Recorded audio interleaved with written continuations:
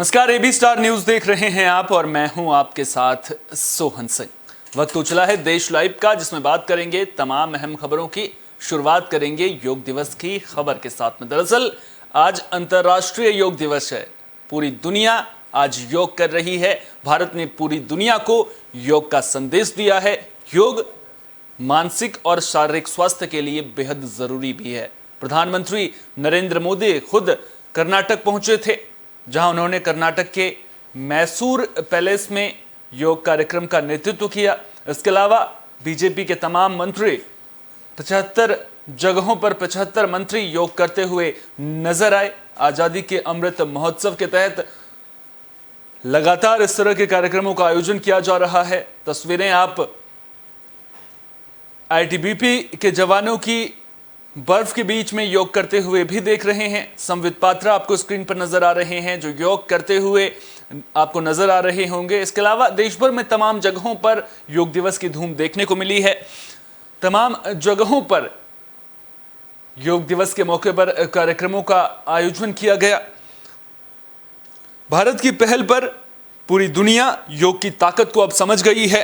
संयुक्त राष्ट्र ने 21 जून को अंतर्राष्ट्रीय योग दिवस के रूप में इस दिन को घोषित किया है।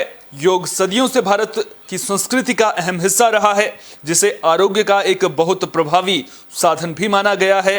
हेल्थी लाइफ के लिए योग करना बेहद जरूरी है। योग शरीर में ऊर्जा का संचार करता है और उसे स्वास्थ्य को जो है वो ठीक रखता है। स्वास्थ्य को ठीक योग की वजह से हम रख सकते हैं। इसके अलावा प्राणायाम, आसन, योग मुद्राएं करने से शरीर में ऑक्सीजन का संचार बेहतर तरीके से होता है। तो ये तो पूरी दुनिया जानती है कि आज योग दिवस है, लेकिन क्या आपने कभी सोचा है कि आज ही के दिन योग दिवस क्यों मनाया जाता है? साल के किसी और दिन को योग दिवस के रूप में क्यों नहीं मनाया जाता है? दरअसल 21 जून को अंतर्राष्ट्रीय योग दिवस मनाने की वजह यह है कि 21 जून उत्तरी गोलार्ध का सबसे लंबा दिन होता है। साल के इस दिन सूर्य की किरणें सबसे ज्यादा देर तक धरती पर रहती हैं, जिसको प्रतीकात्मक रूप से मनुष्य के स्वास्थ्य और जीवन से जोड़ा जाता है। सदियों से माना जाता है कि योग करने से लंबी उम्र होती है।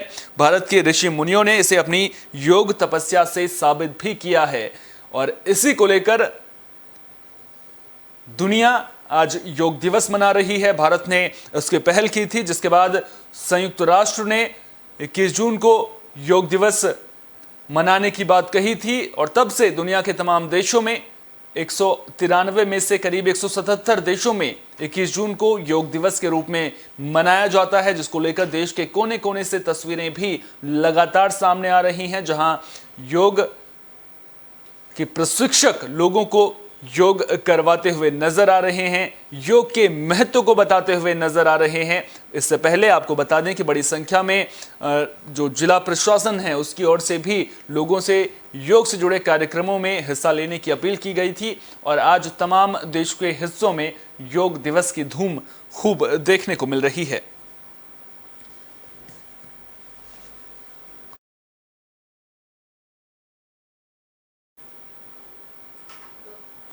बुलेटिन में बात महाराष्ट्र की भी कर लेते हैं। दरअसल महाराष्ट्र में सियासी उठापटक देखने को मिल रही है। क्या उद्धव सरकार संकट में है? यह सवाल उठने लगा है। दरअसल शिवसेना के 10 से 12 विधायकों ने गुजरात में डेरा डाला हुआ है, जिसके बाद उद्धव सरकार संकट में नजर आ रही है। सोमवार को एमएलसी चुनाव में फिर बीजेपी ने शिवसेना नीत एमवीए गठबंधन को झटका दिया और मंगलवार को शिवसेना के 10 से 12 विधायक गुजरात पहुंच गए हैं। इसके साथ ही उद्धव ठाकरे की सरकार संकट में आ गई है। मीडिया रिपोर्ट में यह कहा गया है कि शिवसेना के 10 से 12 विधायक एकनाथ शिंदे के साथ सूरत के होटल में हैं। शिवसेना विधायक शिंदे कल से शिवसेना के संपर्क में नहीं थे। वह सूरत की एक होटल में हैं। वहां उनके साथ शिवसेना के 12 विधायक भी होने की खबर मिल रही है। हालांकि एक विधायक ने दावा किया है कि उनके साथ में 12 नहीं बल्कि 25 विधायक हैं। शिवसेना विधायक शिंदे का सत्तारूढ़ पार्टी से संपर्क नहीं होने और महाराष्ट्र में सियासी उठापटक के आसार को लेकर जब केंद्रीय मंत्री और बीजेपी नेता नारायण राणे से सवाल किया गया तो उन्होंने कोई भी टिप्पणी करने से इनकार कर दिया। उन्होंने कहा कि अनरीचेबल होने का क्या मतलब है, ऐसी बातों पर टिप्पणी नहीं करनी चाहिए। महाराष्ट्र विधानसभा परिषद में चुनाव के दौरान कल बड़े पैमाने पर क्रॉस वोटिंग हुई थी। विधान परिषद में 10 सीटों के लिए सोमवार को हुए चुनाव में सत्तारूढ़ महाविकास अघाड़ी को फिर झटका लगा। बीजेपी ने अकेले 5 सीटें जीत ली, वहीं शिवसेना एनसीपी ने 2-2 सीटें जीती, जबकि कांग्रेस के हाथ सिर्फ एक ही सीट आई। राज्यसभा चुनाव के बाद लगातार दूसरी बार एमवीए को झटके से सीएम और शिवसेना प्रमुख उद्धव ठाकरे की जमीन खिसकती प्रतीत हो रही है। क्रॉस वोटिंग की आशंका इसलिए भी गहरा गई है क्योंकि शिवसेना को अपने 55 विधायकों का और निर्दलीय विधायकों का समर्थन होने के बावजूद केवल 52 ही वोट मिले। राज्यसभा चुनाव के बाद एमएलसी चुनाव में भी बीजेपी की जीत से पार्टी में उत्साह देखने को मिल रहा है। बीजेपी के विजयी उम्मीदवार प्रवीण दारेकर ने कहा कि चुनाव के नतीजों से हम बेहद खुश हैं। महाराष्ट्र ने बीजेपी पर भरोसा दिखाया है। शिवसेना और कांग्रेस सदस्यों ने क्रॉस वोटिंग की है। कांग्रेस के भाई जगताप ने पार्टी पर गद्दारी करने का आरोप लगाया, विधायकों पर गद्दारी करने का आरोप लगाया। उन्होंने कहा कि वे इसकी शिकायत कांग्रेस अध्यक्ष सोनिया गांधी से भी करेंगे। तो महाराष्ट्र में सियासी सुगबुगाहट तेज होती हुई नजर आ रही है। सवाल ये कि क्या चुनाव से पहले सरकार में किसी तरह का बदलाव देखने को मिलेगा। हालांकि शिवसेना अब इसे लेकर अलर्ट जरूर हो गई है। देखना दिलचस्प होगा कि आने वाले दिनों में महाराष्ट्र में सियासी समीकरण क्या तेजी से बदलते हुए नजर आएंगे या फिर नहीं।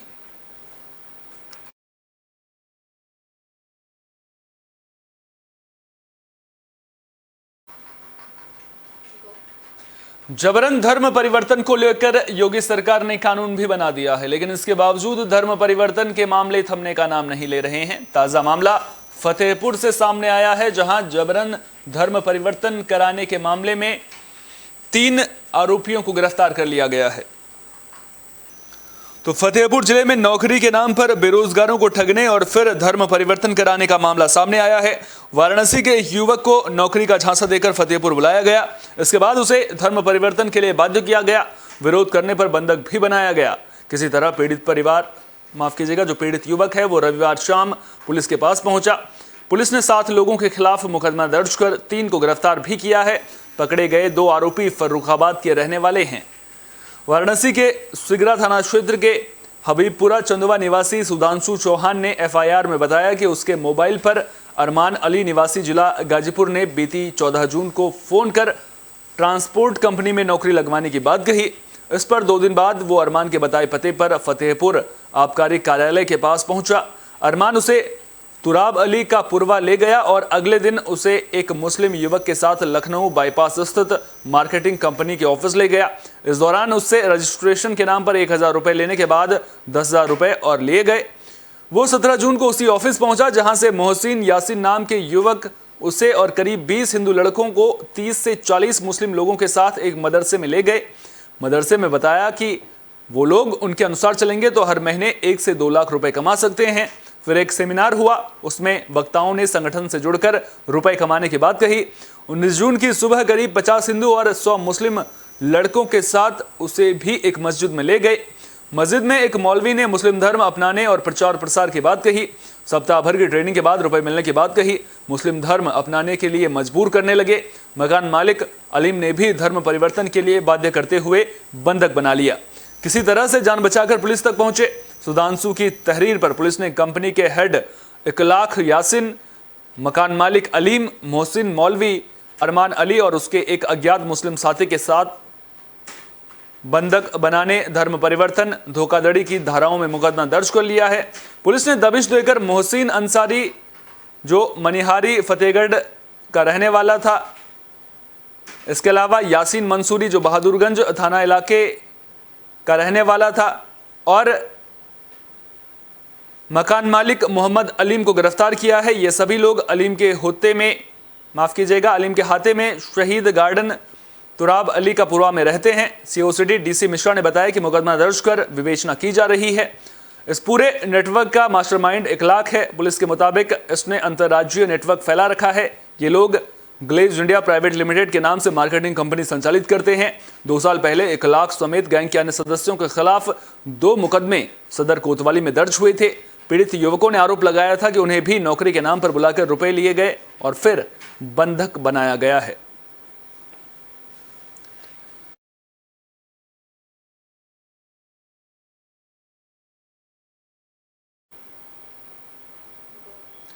जम्मू कश्मीर में आतंक के खिलाफ एक्शन लगातार जारी है। आतंक का सफाया किया जा रहा है और इसी कड़ी में लगातार सुरक्षा बलों को बड़ी कामयाबी भी मिल रही है। ताजा मामला सोपोर का है, जहां सुरक्षा बलों की आतंकियों से मुठभेड़ हुई। इसमें एक आतंकी को ढेर कर दिया गया है। तो जम्मू कश्मीर के सोपोर में मुठभेड़ के दौरान सुरक्षा बलों ने एक आतंकवादी को मार गिराया। पुलिस ने बताया कि तुलिबल इलाके में सर्च ऑपरेशन जारी है। कश्मीर जोन पुलिस ने ट्वीट करके इसकी जानकारी दी है। वहीं कुपवाड़ा जिले में सोमवार को सुरक्षा बलों के साथ मुठभेड़ में 2 और आतंकवादी मारे गए, जिसके बाद अभियान में मारे गए आतंकवादियों की संख्या 4 हो गई। जम्मू कश्मीर के कुपवाड़ा, कुलगाम और पुलवामा जिलों में पिछले 24 घंटे में 3 मुठभेड़ों में 7 आतंकवादी मारे गए हैं। कुपवाड़ा में 2 लश्कर आतंकी ढेर हुए हैं।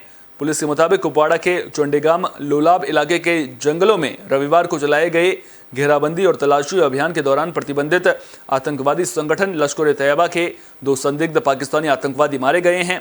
पुलिस ने कहा कि इस मुठभेड़ में लश्कर के स्थानीय आतंकवादी शौकत अहमद शेख समेत 4 आतंकवादी मारे गए हैं, जिनमें से 3 पाकिस्तानी आतंकवादी हैं। पुलिस के मुताबिक शोपियां में हुए शक्तिशाली विस्फोट उपकरण यानी कि IED विस्फोट के सिलसिले में इसी महीने गिरफ्तार शौकत की निशानदेही पर ही कुपवाड़ा में तलाशी अभियान शुरू किया गया था।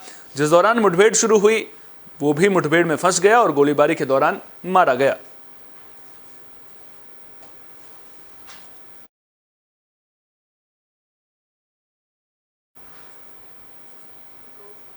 बुलेटिन के आखिर में बात कोरोना की भी कर लेते हैं। कोरोना के मामलों में उतार चढ़ाव का सिलसिला लगातार जारी है। पिछले 24 घंटे की बात करें तो मामले 10,000 से कम सामने आए हैं, जो पिछले कई दिनों से 12,000 से ज्यादा बने हुए थे।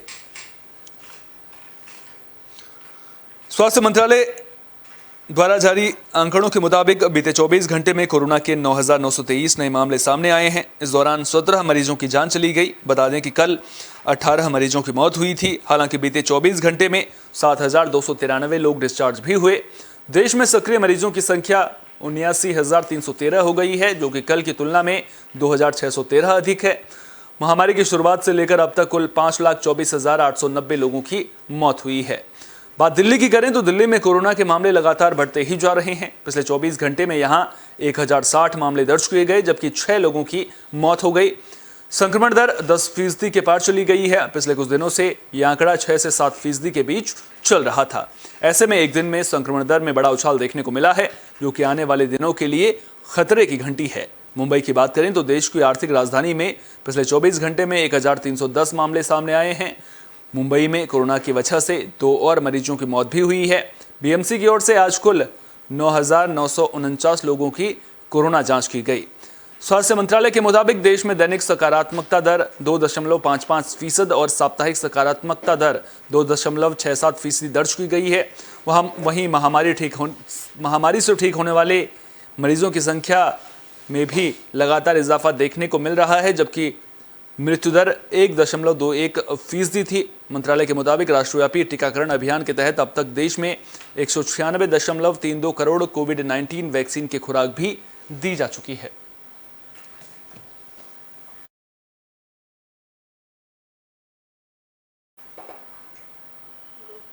देश लाइव में फिलहाल के लिए इतना ही। देश दुनिया की तमाम अहम खबरों के लिए बने रहिए AB स्टार न्यूज के साथ, क्योंकि यहां पर खबरों का सिलसिला कभी नहीं थमता।